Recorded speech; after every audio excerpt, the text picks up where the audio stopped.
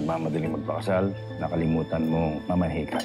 Dad. Kasal ka na rito ngayon. Hanggang ngayon, di pa namin nakikilala yung mga bagong magulang mo. Sama pa rin ba yung loob ninyo? Wala naman ako magagawa. Pero siguradong walang magulang ang gusto manloko ang anak niya para lang sa Amerika. Pumayag naman po si Gina, kaya walang kaso niyo. We have a warrant of arrest for immigration fraud. I can't believe that happened kanina. Akala ko pati ako dadamputin. We have to make it look like sa isang kwarto tayo natutulog. Because the immigration officer, Surprise silang nag-visit. Anong ginagawa ni Gina sa kwarto mo? Sa isang kami na kayo matutulog? Hindi ganun. Hindi. Basta hindi kayo pwede magtabi, ah. Oy, Gina! Yung jowa ko, ah. Nasabi ko sa'yo.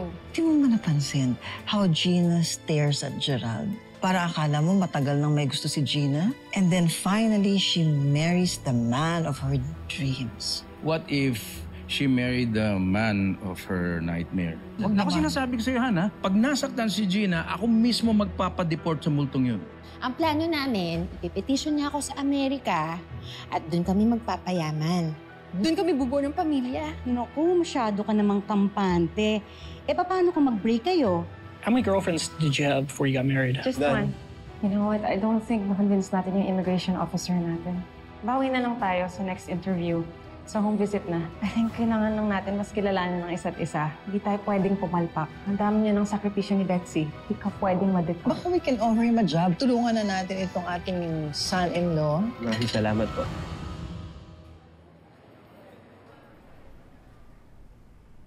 This is a Filipino-Asian store. Nag-uumpisa tayo dito ng alas 8 ng umaga at yung mga iba umabot ng alas 9. Pag nagsasara ko minsan, nag-extend yung iba overtime ng 11 o'clock. Ang minimum wage ang magiging sweldo mo rito. Okay, Gerald? Si Debbie na lang magtuturo sa'yo kung anong gagawin mo. Don't worry. He already knows about your situation. Hello, Gerald! Uy, kabayan din ako. Ikaw pala yung husband ni Gina. Nakakainis naman, naunahan pa ako mag-asawa. Debbie, let's be professional. Sorry po, sir. Gerald, I'll show you around. Gerald, hintayin mo lang kami sa labas. Sige, sir. Salamat po.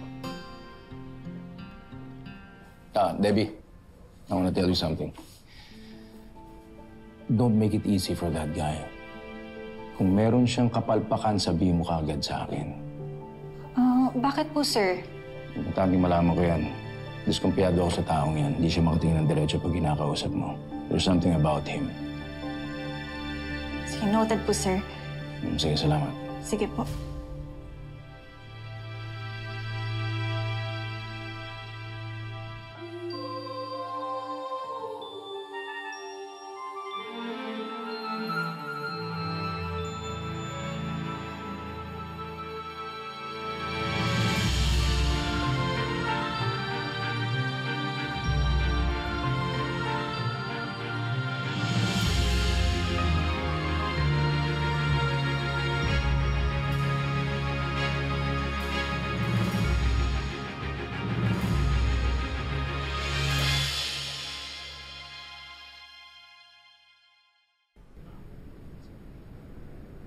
Oh, there you are.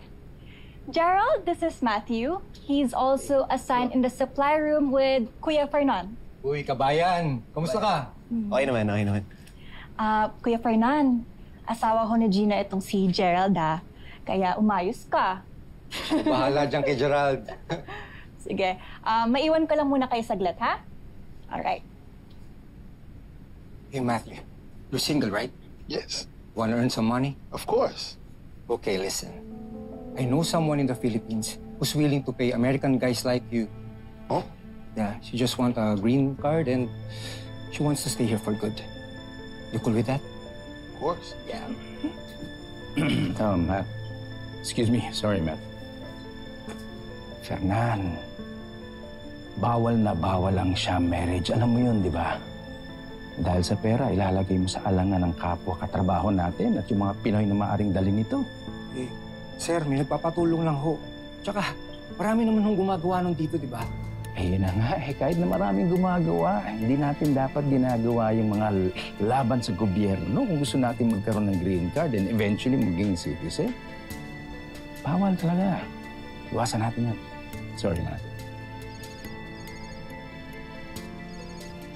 Oh, Gerald, sino yan?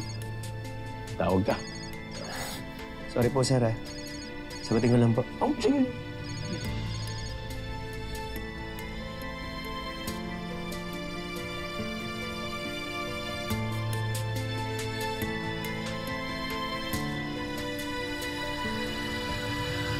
Pa-check up na po kayo, Nay, ha?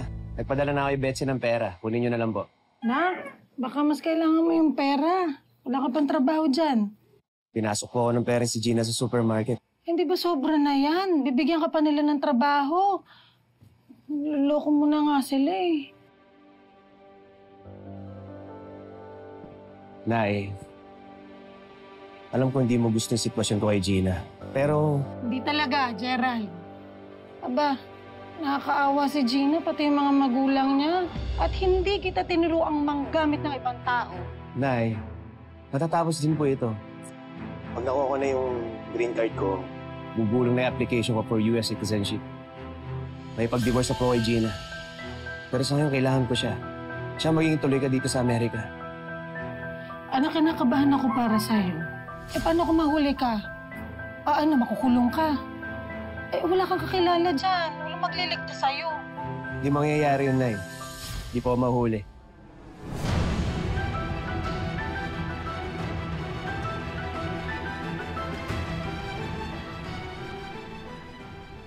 Nay. Nay, tawagan ko na lang po ulit kayo. Sir. Kanina pa po kayo dyan? Hindi na pa. Marami na akong narinig na sana hindi ko narinig. Gusto ko ikaw magsabi sa akin, Gerald. Ano sinabi mo? Gusto mo magkaroon ng green card. Kaya mo pinakasalan ng aking anak. Tama ba?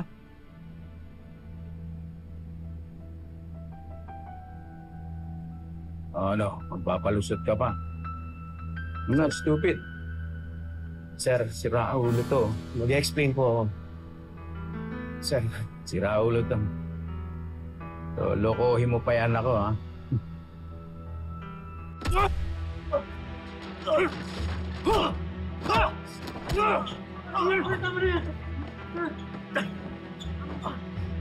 Sira ulo ka. Ano, aminin mo? Aminin mo, ginamit mo lang yan ako, di ba? Para makapunta ka rito? Yun lang ang gusto mo, di ba? sir, hindi po yung ganun. Naipit lang po. Saan mo na sisikmura na magloko ng tao? Ha? Alam mo, hindi ka lang sinungaling. Manggagamit ka pa. Manloloko ka pa. Sir, hindi ako masamang tao. Maniwala ko kayo sa akin. Nagmamalinis ka pa, ha? Ayos. Alam mo, sabihin ko sa'yo, Gerald, ha? Lahat tayo naghangad na magpunta rito sa Amerika. Pero sa tamang paraan, katulad ko, at ang asawa ko. Ilang taong kami nagtiis. Hindi namin nakita yung aming anak. Hindi siya lumaki kasama namin. Dahil sa trabaho dito, dahil sa hirap namin. Marangal na hirap. Hindi katulad mo. Ano ginawa mo? Nag-shortcut ka. Pinakasal mo anak ko, ginamit mo siya. Ginamit mo lang siyang visa para makakuha ng dolyar. Sir, maniwala po, hindi ko ganun. Matthew, take this blood-sucking leech maggot to my office. Take him to the office. Take him! Sir, sandali lang po, sir. Huwag naman. Sir! Padedeport ko yung lintang yan!